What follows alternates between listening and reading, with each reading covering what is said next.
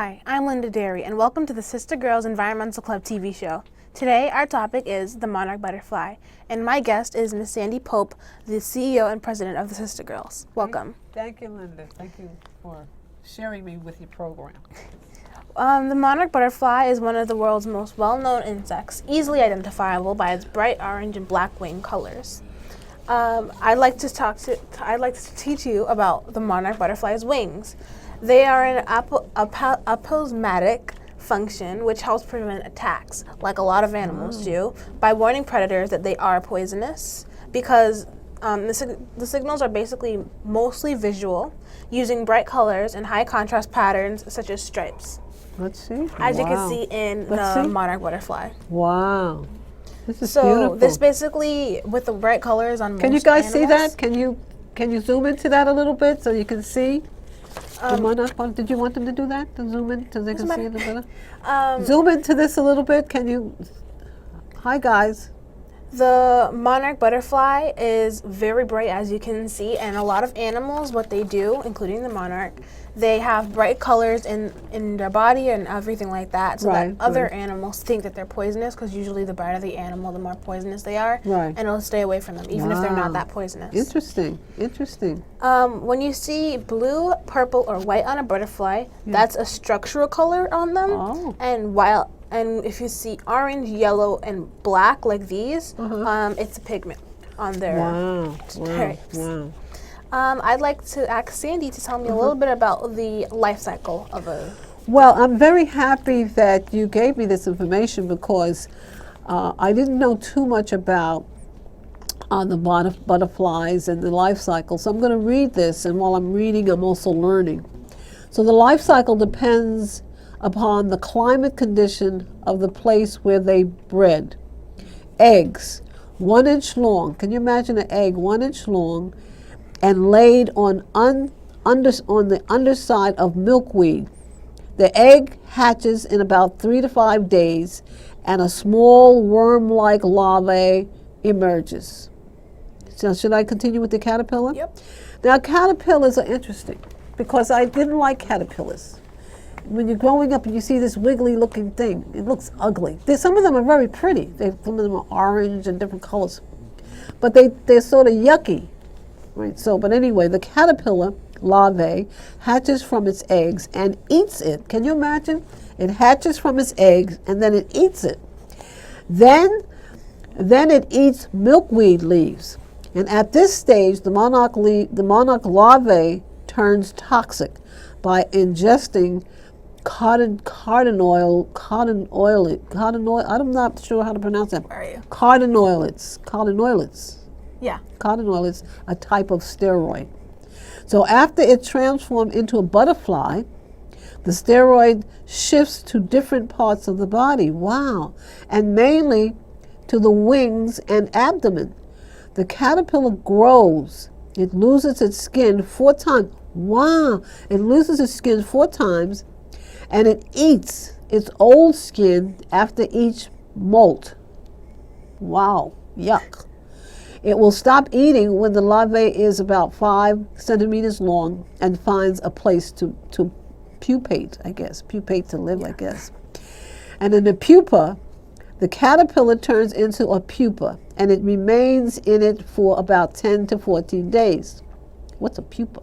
A pupa, an insect in its inactive, immature form between larvae and adult. Wow. So this is a complex little guy here. The adult from the chrysaltis, a beautiful, a beautiful but damp adult emerge with bright orange and black wings, veins, and outer margins. Okay, and I think it's time for Ivana to take a trip, maybe, because I'm getting a signal saying that someone is getting ready. But on outer margins, its wings have white spots. Wow. And on the top of the forewings, it has 3 orange attaches. So, this is, I'm reading this, but this butterfly and this larvae is a very complex little guy. And to inflate, the monarch butterfly then pumps liquid into the wing veins. Its hind wings are rounded in shape and are lighter in color. Wow, as compared to the forewings. So these wings are in 4 parts, it looks like. And during the adult stage, there is no growth in the butterfly. It can eat only liquids, which it does through the you got to know what to say. Whatever that word is. And this adult monarch butterfly will continue to recycle the reproducing. This is fascinating because we see butterflies flying around and we like them or don't like them, but we don't know they're a complex animal. They're a complex insect. That's wild. That's fantastic. So then what happens? Well, back to when they're caterpillars, what they eat is milkweed. It's very important, and it's used as their source of food when they're first born up until when they decide to go into the chrysalis. What's a milkweed? It's a plant. It's actually toxic to animals, which is why one of the reasons it only benefits monarch butterflies. So there's actually 3 sources that are removing milkweed from the environment, which I'll talk about in a second. Okay. And they're very important because monarchs lay their eggs in it, and there are toxins in the plant that's stored in the caterpillar's bodies when they eat it. So it also means that caterpillars can't really be eaten by other animals because then they'll get sick. Really? And the toxic tastes terrible, so that's why a lot of predators tend to stay away from it. It doesn't. They can get very sick, and it's harmful, but they can't die from it. Okay. And the animals remember like the bright colors of the butterfly and the bright colors of the caterpillar, and remember in the future, and they'll stay away from it. Wow. But I want to have some input. Like years ago, there was a lot of caterpillars around. I haven't seen one this year. What happened to the caterpillars? I mean, I don't know if it's time. Like they're probably it's either that. Okay. There's throughout a migration, because all monarch butterflies migrate. Okay. So when they migrate, it actually takes 3 generations of butterflies to get from Texas area to about Canada. Now there's a lot of different places. Yeah. But it's mostly in North America, it's mostly on the east side. Yeah. So from way north United States and southern Canada to Texas. And lower in the United States, and Mexico actually. That's fantastic. I mean, as I said, we've taken the butterflies and the caterpillars for granted, but they're really a very complex little insect. Yeah. And milkweed, when the plants, the 3 reasons that milkweed is so important that since it's since the amount of milkweed is decreasing, so are monarchs. So there are 3 sources. So so let's go back to the milkweed. What is that, a plant that grows? Yeah, it's a plant that grows. You can actually grow it. You can actually use a combination of visual and chemical cues to find milkweed if you have any, if you want to preserve it yourself. Yeah. Once they land on a plant, they use sensory organs on their feet. And it has to tell them that if it's a milkweed or not. So they basically are born to know what's a milkweed. Wow.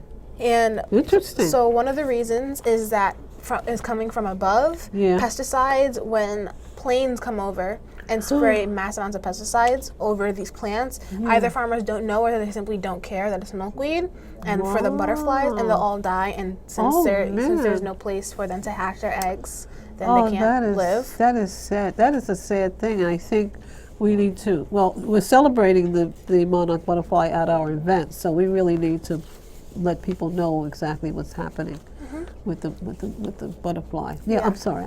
And also during irrigation, during farming and everything. Yeah. Milkweeds aren't typically a plant to be. It's not a cash crop or anything like that. Milkweed isn't usually farmed to make profit. So therefore, most farmers will most likely not care as much about them. Wow. So the farmers will like when they're taking down all their plants, they'll just run over the milkweed as well. Wow. And the third is actually global climate change Yeah. in Texas and a lot of the United States and actually around the world. Global climate change in Texas specifically is making it so hot almost all year around. What? Instead of like having their like normal seasons, and there's usually times where it's like super cool and like a nice like a spring kind of thing where like plants grow and everything.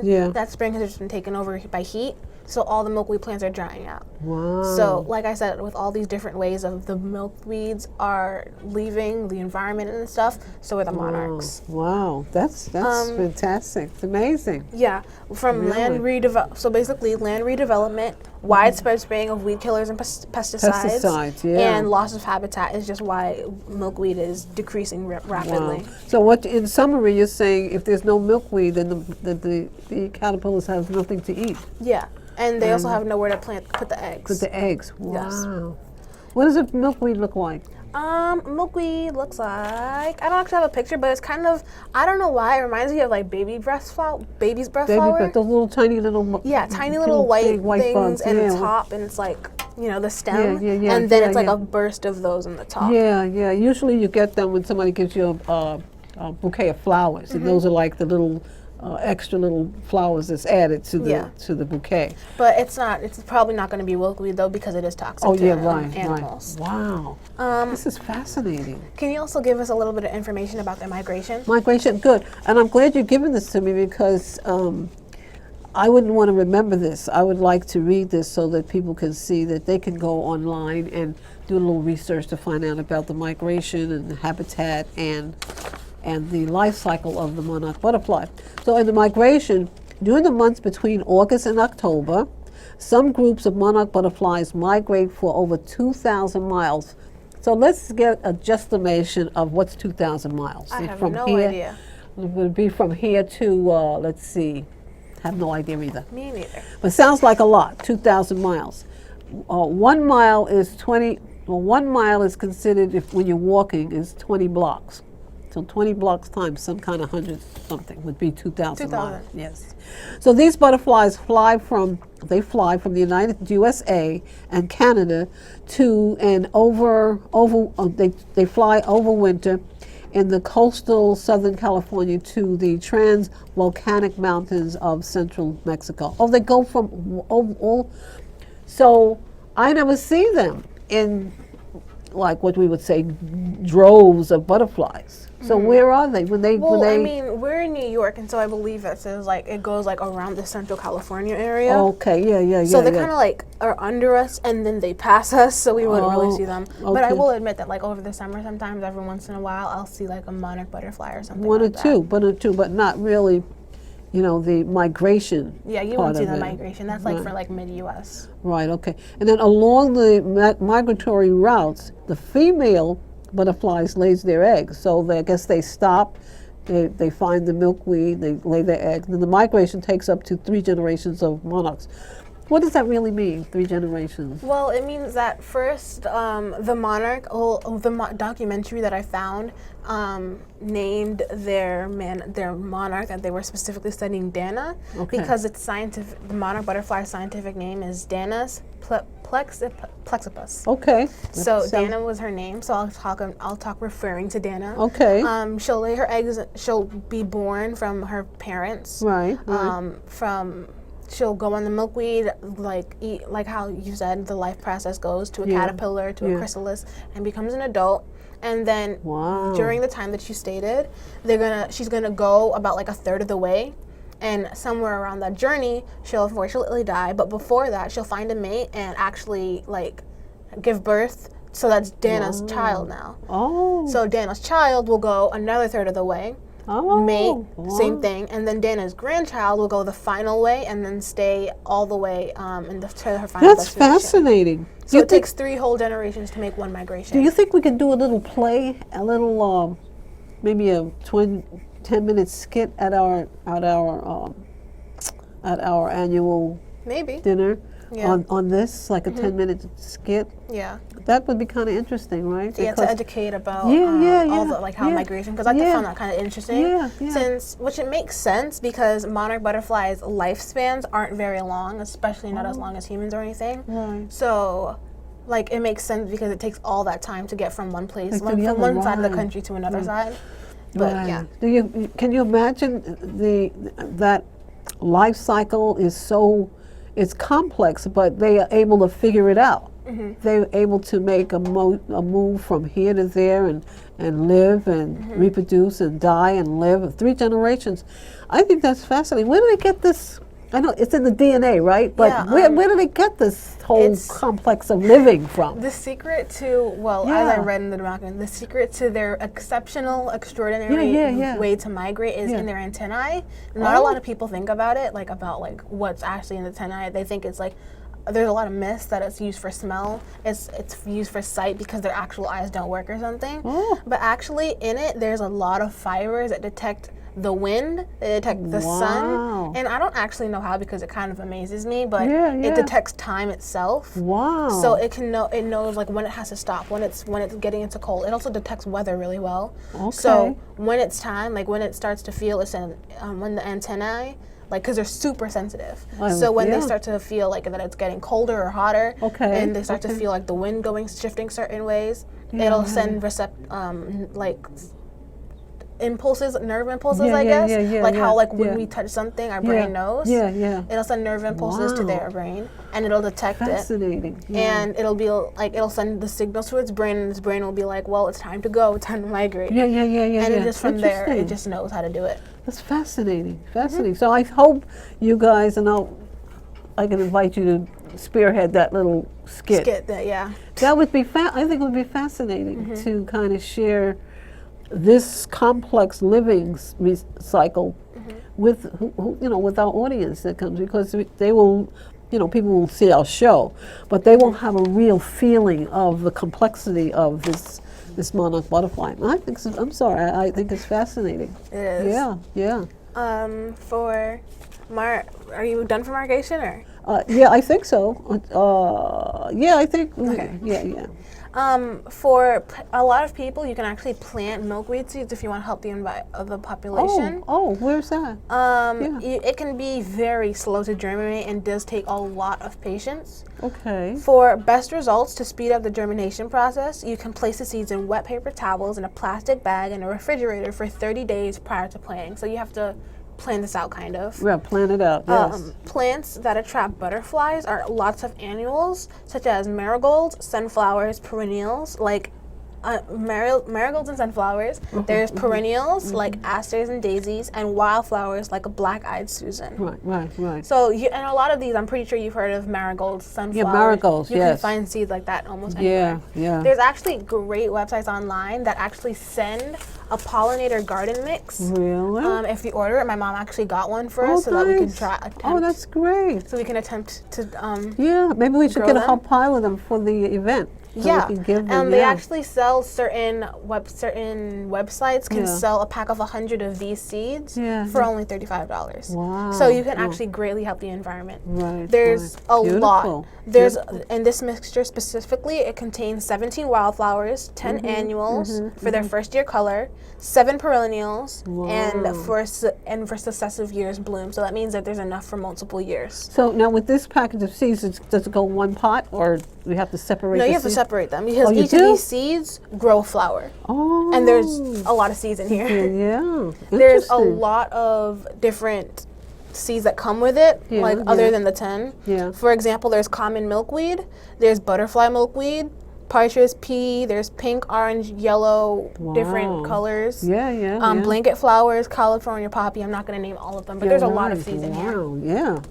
That's very interesting. If you're interested, then you should probably get a pollinator garden mix for your garden, especially if you have a green thumb and would like to help the environment. Yeah. Fascinating. So also, Can you talk a little bit about their habitat? Habitat? Oh, Yeah. sure. I'm so glad, Linda, you did your research and you're giving me information that I could sort of share with our audience. It says monarch butterflies are found all around the world in tropical and subtropical regions. And they are found in all habitats like fields and meadows and cleared roadsides and marshes. They live through most of the United States, USA, Central America. Let me go back. They live through most of the USA, Central America, southern Canada, and mostly in the southern America. And Mediterranean countries, Austria, the Canary Islands, Indonesia, Hawaii, and many other islands of the Pacific. So they are in abundance in these places, Yes. right? Okay. So they live but like I don't almost see everywhere. any. I don't see any butterfly. I see one. I see one butterfly every now and then. So Well, where are they?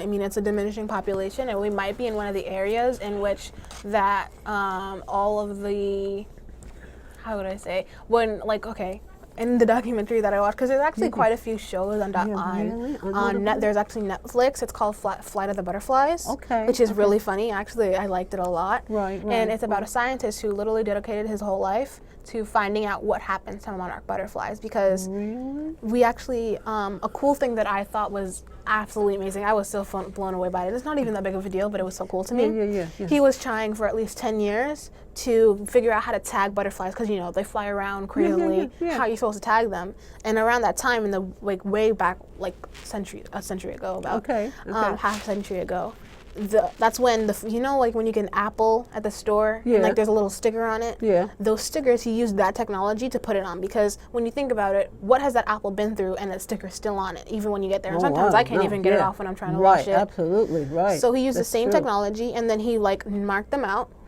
And he realized that, so he put an entire, and this is the cool part to me, an entire nationwide thing where that he's sending kits to everybody with the little tags on them to see, and then if anyone else finds one with a tag, he sends it back to him, and he's like mapping locations of where they went and everything. And he has like a giant map, and I think that's really cool, and it helped. It was one of the biggest environmental science discoveries when he found out that he found where all of them were dying. They actually go into trees, and one of the bad thing is when deforestation happens, they don't have anywhere to go, so they can't rest. And they also don't have a place to like rest. Well, not only to rest, but they also die in the trees. A lot of them hang in the trees and stuff like that. So deforestation just does not help them at all. The already diminishing population. So he finds them, and he realized that one of the butterflies that are all like among the millions that are dead is one of them that he marked. So, and he realized he was only halfway through the journey. So he realized they must be generations, and that's how the whole theory of generational migration happened.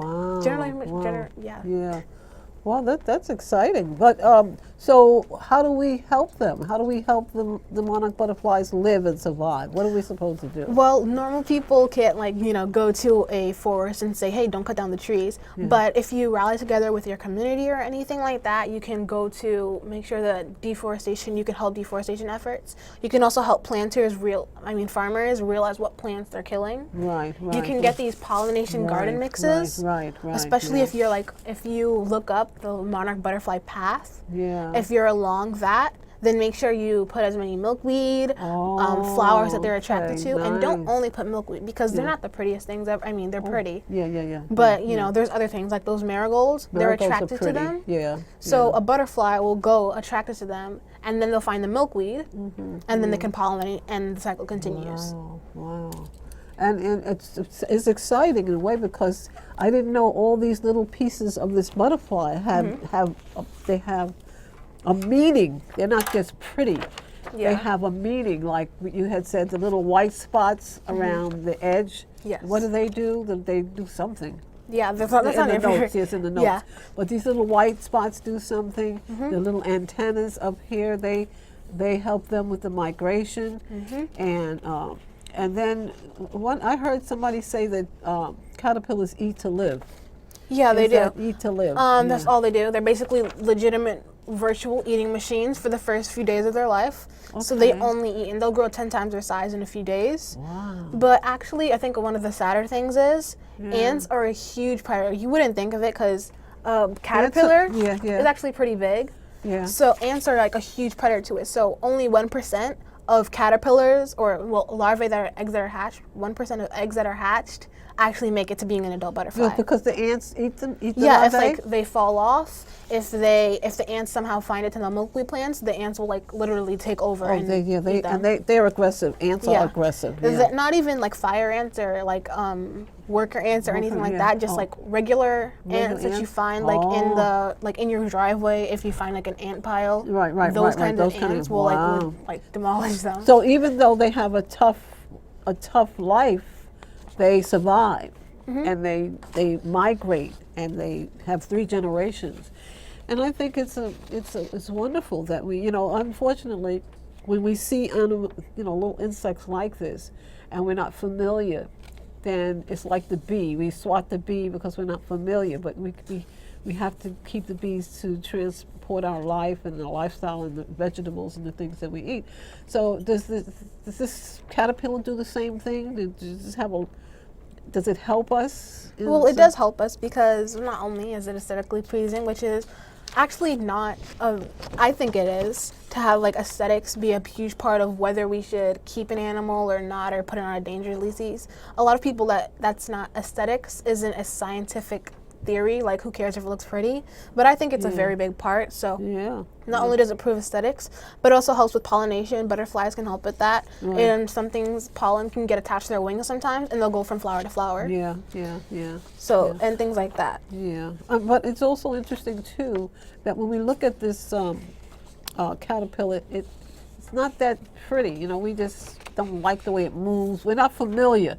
I think when we become more familiar with our product, then when we become familiar with things that we don't necessarily like, that are important in our life cycle, for our own life cycle, we should begin to think of them differently. So when we see a caterpillar moving along in this slow little sluggish way, we shouldn't try to just mash it because we don't like it.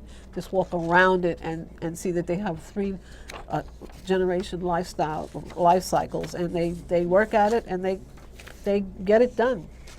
So I'd like for everybody, since the reason we're talking about Monarch Butterflies is to save the date for our award ceremony, our annual award ceremony on October 28th at 4 p.m. in the Harvest Room in Jamaica, Queens. And our theme is actually the Monarch Butterfly. You can go to the Sister Girls Magazine website, www.sistergirlmagazine.com, which is Cista, Cista, or our Facebook page, which is Sister Girls Environmental Club. Same spelling for Cista.